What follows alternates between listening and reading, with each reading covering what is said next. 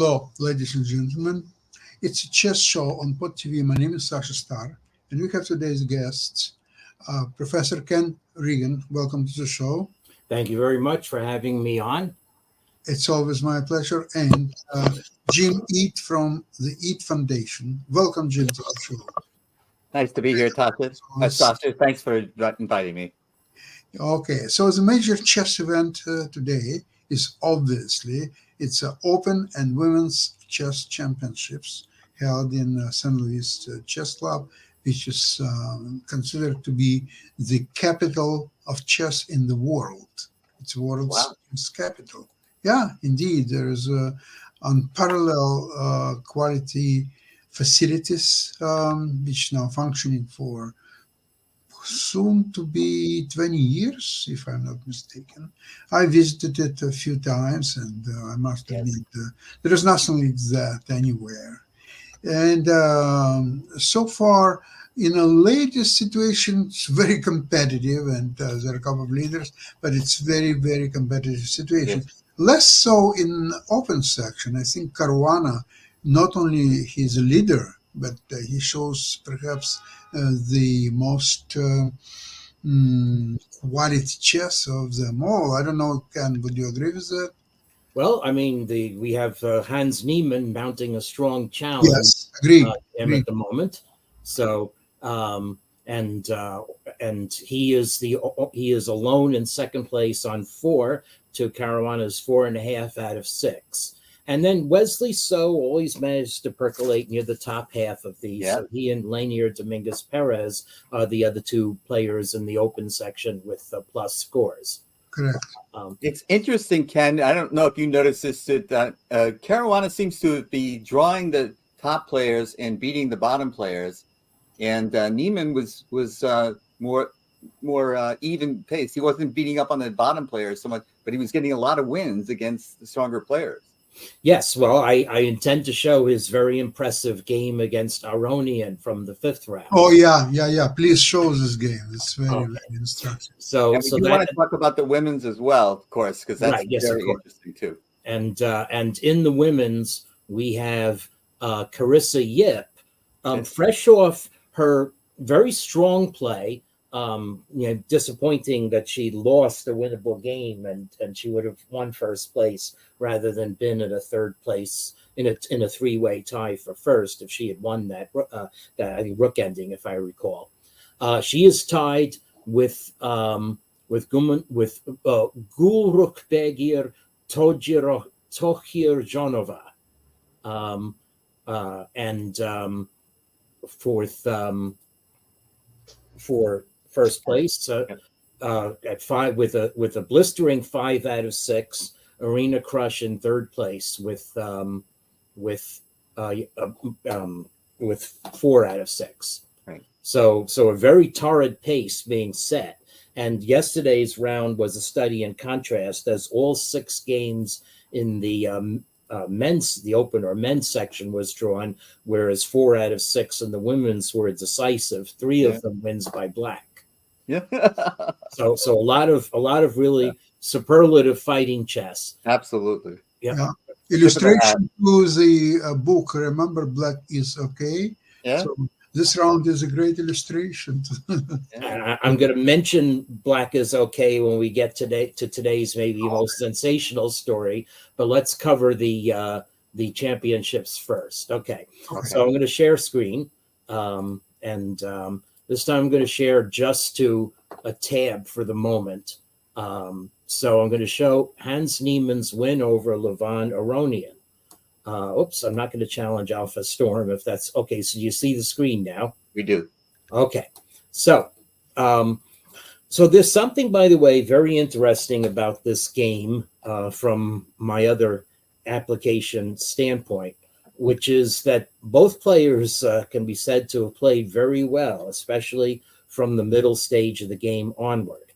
Now, in both this and another game, I'm going to talk about, these are openings I've played. So I used to play the C3 Sicilian, and I was particularly happy when Black played E6.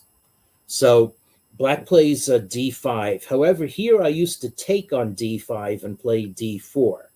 I like the advanced French. So I usually didn't have this move order. I usually already have d4 in this position, and then I wouldn't take. I play e5 and play the advanced French.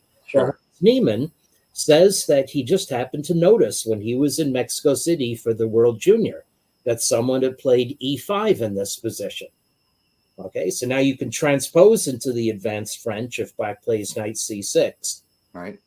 But the other What option if? however, is black and play d4, and this is the engine's recommended move. Sure. And now I started spectating this game because I came back from a class about 5 moves later. Okay, so this happened, and this is an original way to play for black. Yeah. I have to say, I like black's bishop on c6.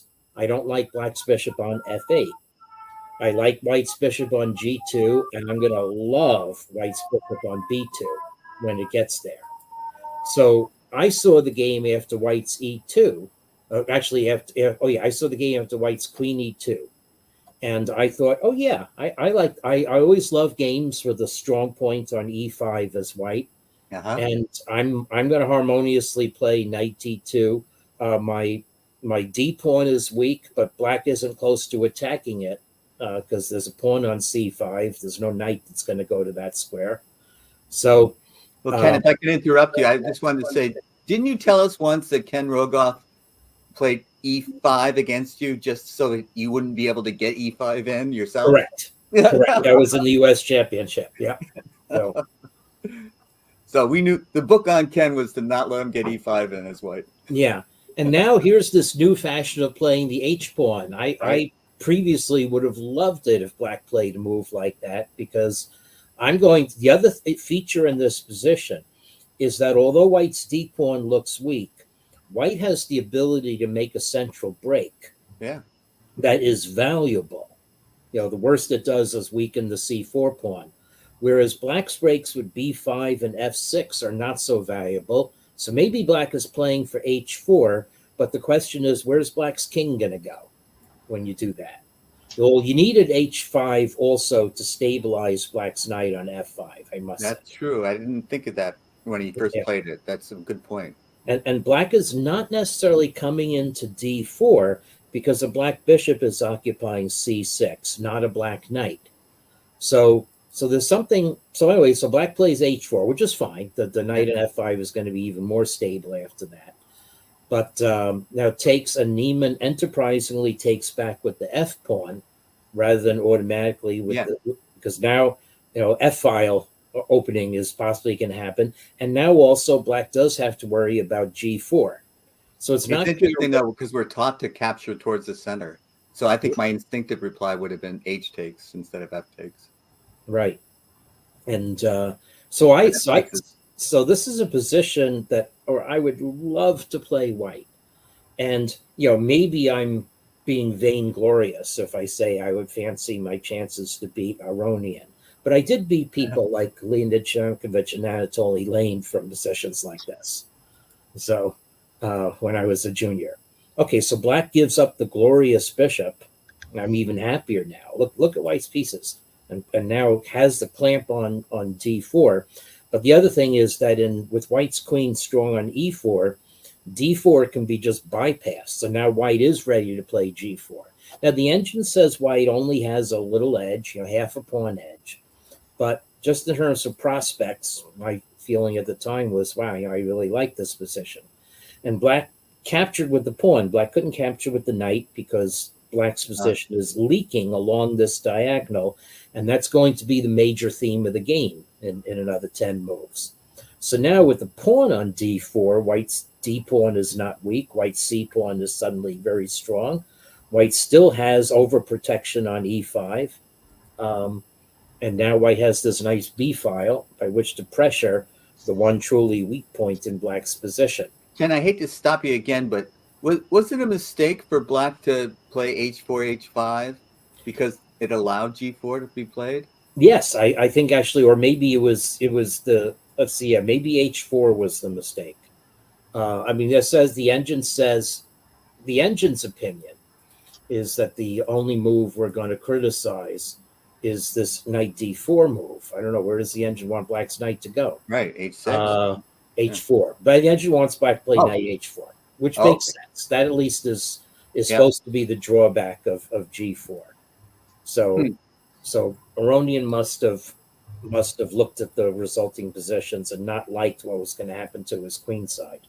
So yeah, he and knight E4 is so natural. I mean, I would have played it too. So yeah, to try to stabilize the center. So now G5. wow. Okay, so again, where's your king going to go? G6, but now F7 is another permanent weakness. Yep. H4, though, there goes black's any thought of a kingside initiative by black is momentarily snuffed out, although we're going to see it as black's compensation later in the game.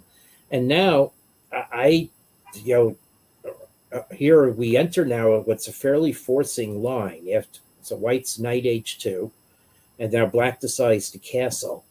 And I don't understand bishop to b4. Was it to block the b file? Right, yeah, they had to block the b file. So one thing that was in the air in a position like this is that if you magically take white's knight on f3 off the board, then white is going to play rook takes b7, right, and queen takes c6 check. Will fork the king and rook afterward, just win the house. So that is why bishop b4 is useful. I don't know what it's useful for, because like maybe he's taking away d2 from the knight as well. So maybe, I don't know. Maybe you're hoping to get the bishop to b6. You could have played bishop c5 for that. I don't know. Yeah. Anyway, I was expecting bishop c5, but in any case, okay. So anyway, so knight h2 is going to go hop to g4 and f6. So black castles. So black must have thought castling was the only hope. And now we enter a forcing phase in the game. So white plays rook b3, which is merely going to pile more pressure on the b file. Yeah. And now black plays bishop d2. So this is to anchor the bishop on e3. Right, I get it. Black hope of sacrificial counterplay along the h file. So Niemann just goes about his business, and now rook takes b7, giving up 2 rooks for the queen, is going to be a killer. So Aronian, therefore, black is desperate, as the engine recognizes. Right. And the engine says, actually, that this sacrifice is black's only hope. But this is terrible. You're giving away a knight. And now white does lose a few kingside pawns for it. And black also has blocked white's rooks and gotten rid of the queens and the immediate pressure. But here, actually, on the next move, Niemann revealed a very simple plan. Like there's something to be said for playing very simple chess. So Niemann moves his attacked knight. Okay.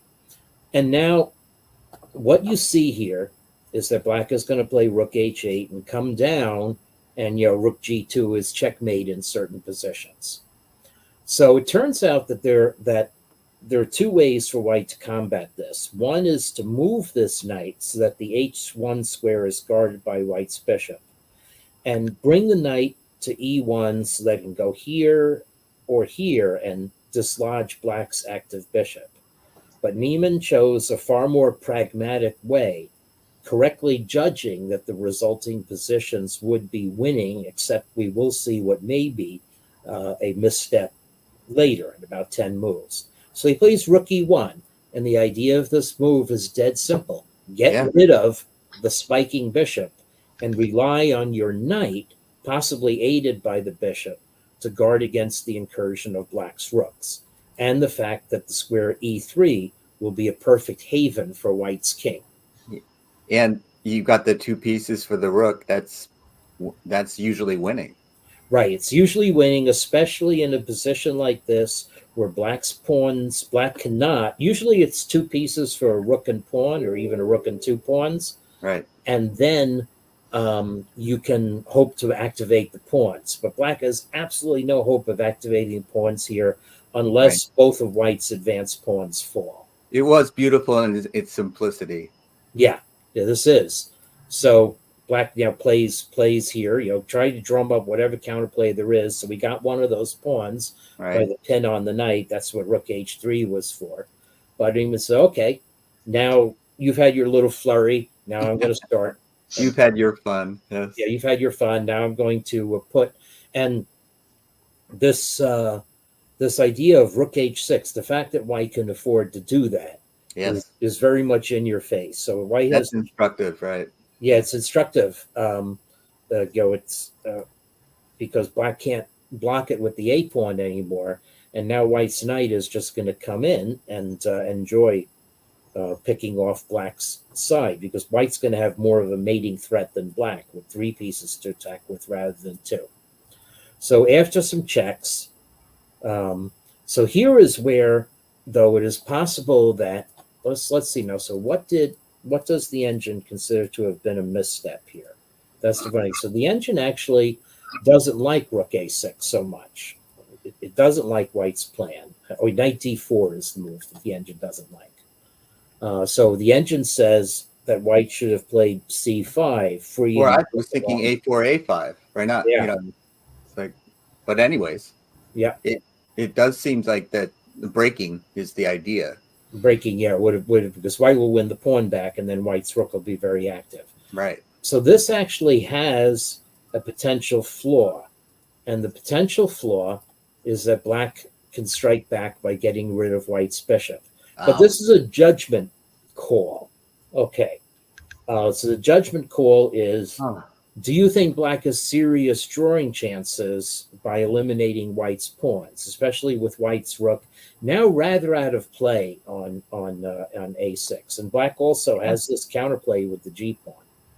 Okay, so after rook f2, the advantage is back up to probably decisive proportions. So the engine says that black should have advanced the pawn and traded it off to eliminate as many white pawns as possible. And in this position, white's c pawn does fall.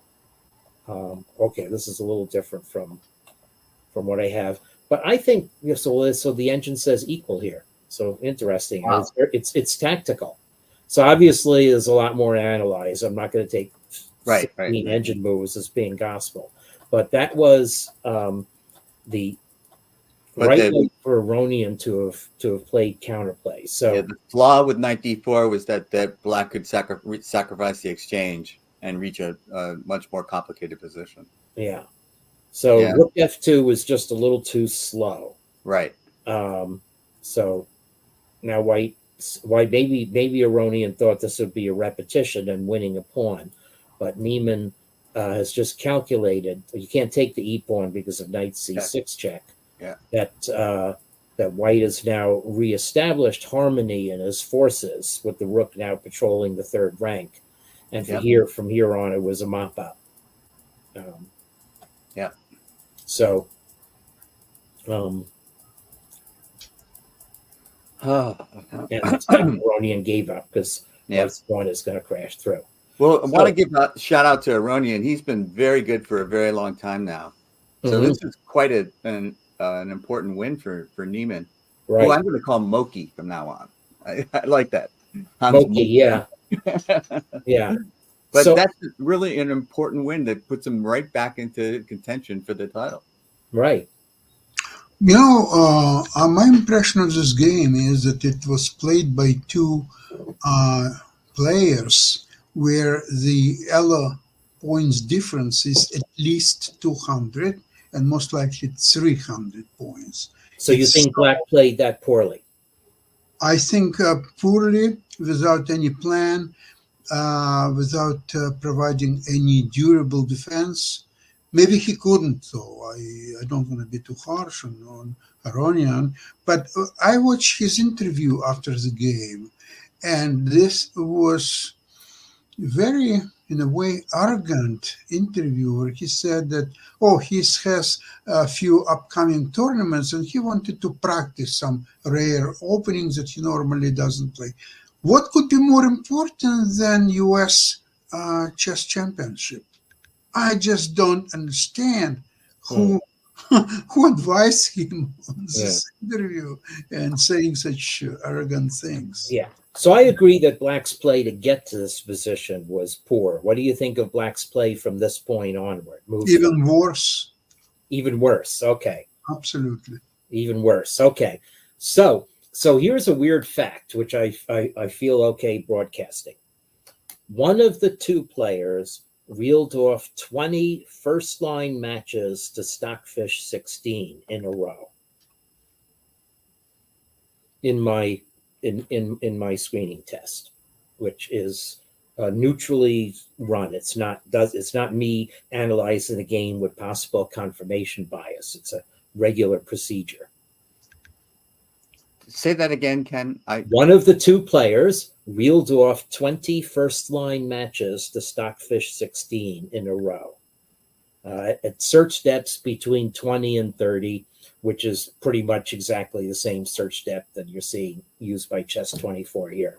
And not from move 1 to 20. You're saying No. during some point during the game. Some point during the game.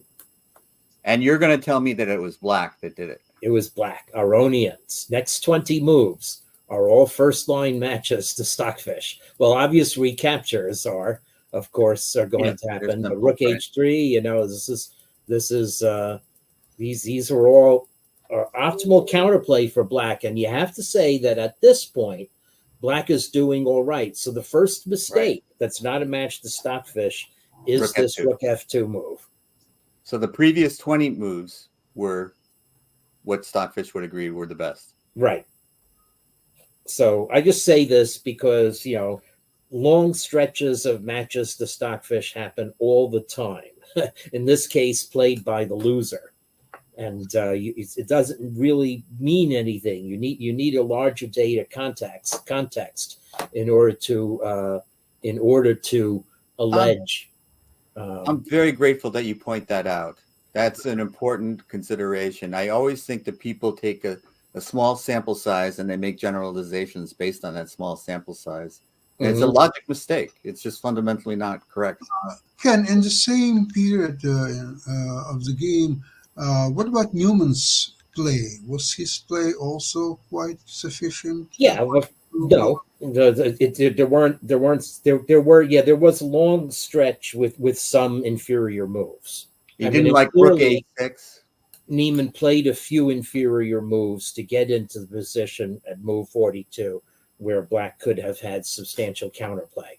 So it tells me that after the opening, the White's position was so overwhelming that even with a few inaccuracies and with the perfect play from Black, the position was still winning for White. Yes, almost winning. Almost winning. It's unclear. It'd be a real exercise to see if you could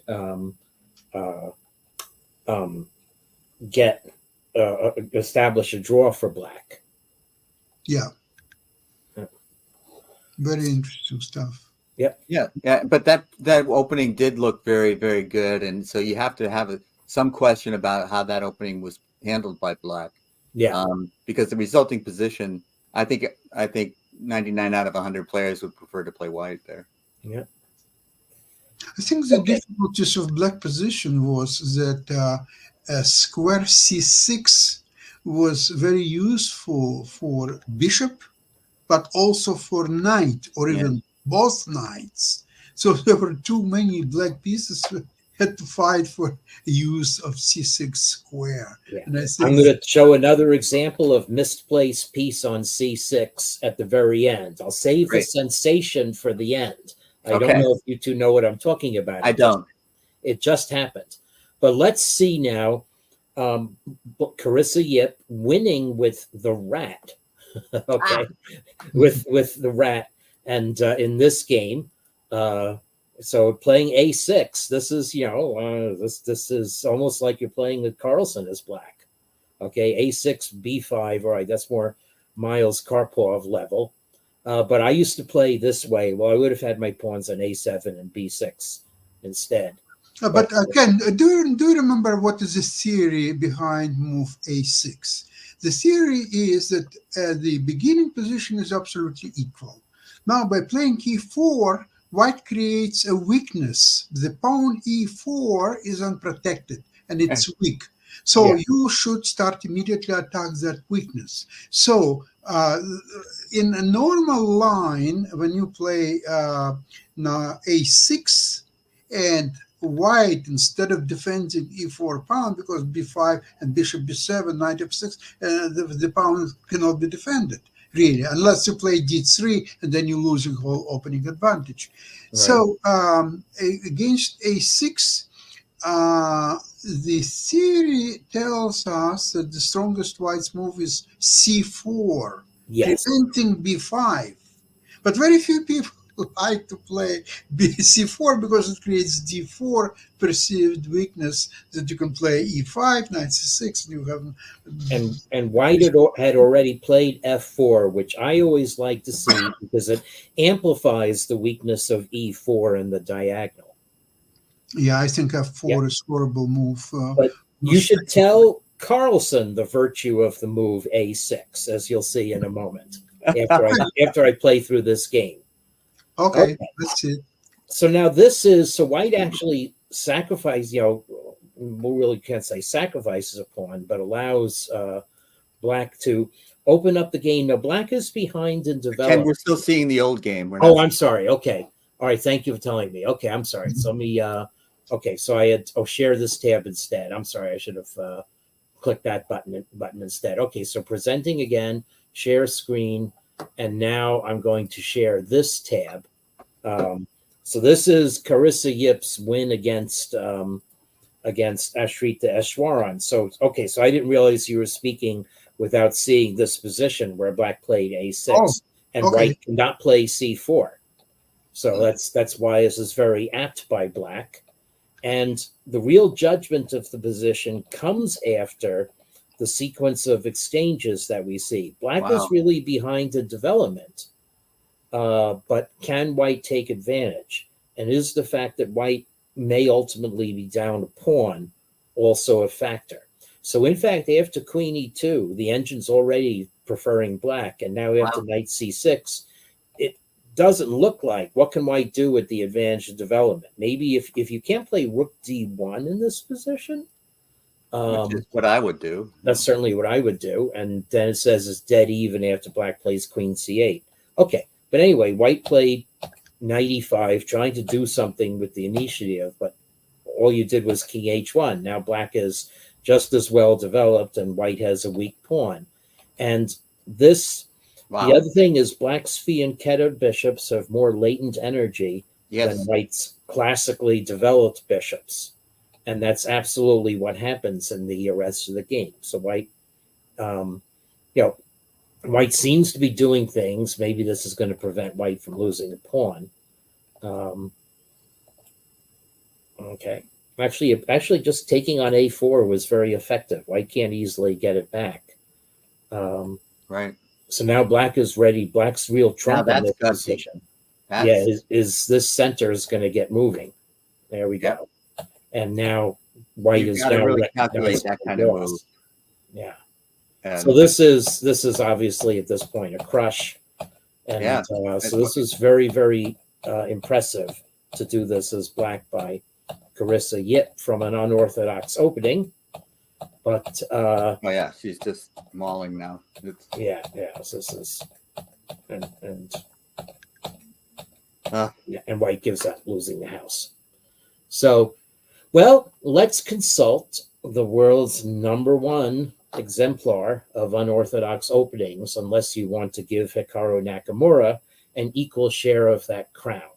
So I'm going to go to another tab and show you today's sensation. Okay, so share this tab. And now what you see is Alisher Suleymanov, 25-1-2, 1, Magnus Carlsen, 0. No way. Yes, Magnus Carlsen lost in the second round of the Qatar Masters tournament. And we'll see how. This is a way in so this now starts off in an orthodox manner. It's a Queen's Indian defense. And my little shout out to Andres Adaryan, his second Black is Okay book extolled the virtues of playing b5. And I used to play that. I used to like it in this position. But Carlsen plays more classically. Now the idea is that with white's queen on c2, playing d5 is not as much of a threat. Although I still think there are many more positions where white can play d5 effectively. Okay, so we hope this game develops classically up to a point. Okay, bishop c5. Now, knight c6. Now, if you're going to trade pieces with knight c6, it's effective, but that's not what happens in this game. So white plays b4, and now black plays queen b8. And here now, after one more pair of moves, this now is, for me, the key admission of strategy point. Because Carlsen played d6, and now we have what looks like a hedgehog formation. But in the hedgehog formation, you want black's pawn on a6, knight on d7. Absolutely. The knight is misplaced on c6. And this combination is what's going to bring about black's downfall. And that's not at all obvious. So it's really good that you point that out. Yeah. So I used to play the hedgehog as black. So from the Queen's Indian. So now bishop f8. Okay. That's fine. And now knight f7. Okay. If you're going to play the knight to g6 and e5, then you get it at least back on the right circuit. Maybe I would have played e5 immediately then. Yeah, maybe I should have played knight e5 immediately. In fact, why wasn't that move available? Yeah, knight e5 is a perfectly fine move. In fact, it's probably what the engine would have wanted me to do. Yes, it is what the engine wants you to do. So black should have played knight e5, and then force white's hand a little if white moves the knight. Well, no, it's c4. Yeah, I don't understand. Why didn't black play knight e5? I think because after knight takes e5 and pawn takes e5, Carlsen figured out that it would be extremely difficult to play for a win. I mean, black is in no danger of losing any way you look at it. But how to play for a win this position? Yeah, there's no breaks. Yeah, that's true. No breaks, nothing. Well, that's a good point, Sasha. That's probably exactly what his reasoning was. Yeah, I'm pretty sure about that. Right. So now white plays knight b5, attacking the d pawn. Again, you're missing the a6 move. Right. There's the lack of a6, and now knight g6 again would have brought the knight back to the right ambit. Instead, however, though, Carlsen moved the knight that was well placed. Well, now already you're playing for a loss, according to the engine and in the real world.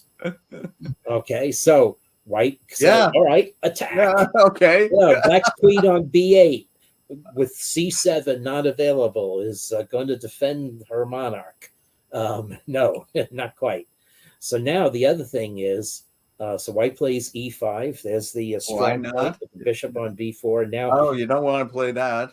You don't want to play that. Well, it's now. See, this is what's beautiful. It looks like black has the a2 g8 diagonal under control, but that's absolutely not true. White busts it up with first of all, let's put the queen there, and now we're ready to explode it. Wow. So this is it's sacrificing a rook, but kapow. Okay. Really? Yep. And now the light squares on the king side are completely defenseless. Ouch. And Carlsen had knight f4, which keeps the game going for a while, but returns most of the material. And now white it's just a power play from here on. Okay, white has two pawns for the exchange, and now another pawn is just dropped off because the bishop's hanging. And now we have this diagonal, and Carlsen gave up. Ouch. So that now, that's a sensation, because this is the most horrible game by Carlsen in the last probably 20 years. I think his level of play is I wanted to say 2200, but I said, well, I'm about 2200 player. I wouldn't play so badly. So it must be 2100 probably. It was like he moved all those pieces out and then started moving them back to the first rank. Right. Yeah. Incredible. So that's today's sensation. I had prepared to show Carlsen's beautiful win yesterday when he made some very clear sacrificial calculation. And to be fair to him, by the way, Nakamura is 2-0. So it's Nakamura and Carlsen in this tournament. To be fair to him, I'll just show a very nice position 5 moves earlier, where you could see what happens, obviously, but you have to. There's an amount of chess skill that comes from knowing that you could allow this, because even though this looks slow, you're going to take on G6. Even though this looks slow, the fact is that Bishop G5 is going to take over the dark squares. And if you want to see White give away all his pieces, let's just play. So this actually happened. And now let's see the punishment of F6. Punishment of F6 is this, followed by checkmate coming through on G. Actually takes a little bit more, but one of the White's key resources is the fact that Rook H1 can happen. So anyway, so this was a very well judged attacking game by Carlsen. But I think we should probably gear up to stop. So Yes, we are about to expire. Carlsen has to study the book Black is Okay. Yeah. Hopefully it would help him a great deal. I'm not ready to write him off yet. Yeah. It is a Swiss. So what a championship we have in the U.S., though. That's great. It's going on the women's side and the men's side. But I really want to Fabio. I mean, the guy is really playing some great chess. And he's got a half-point lead now, and it's hard to say that he won't be winning the title. But he shows very high quality game. I agree. And he's looks like he is above at least 100 to 200 points anybody else, maybe except Hans Newman. And after this, people go to the FIDE Grand Swiss, which has a qualification for the candidates, which are April in Toronto. Yep. Wow. Yes. Yes, sir. Okay. Hey, that's an excuse to go to Toronto. You bet. Okay, please, everybody, welcome. I think we will have a great time. All right. Meantime, have a great week, and we'll see you same place, same time next week. Okay. Thanks a lot. Thank you. Bye-bye. Great job, Ken. All right.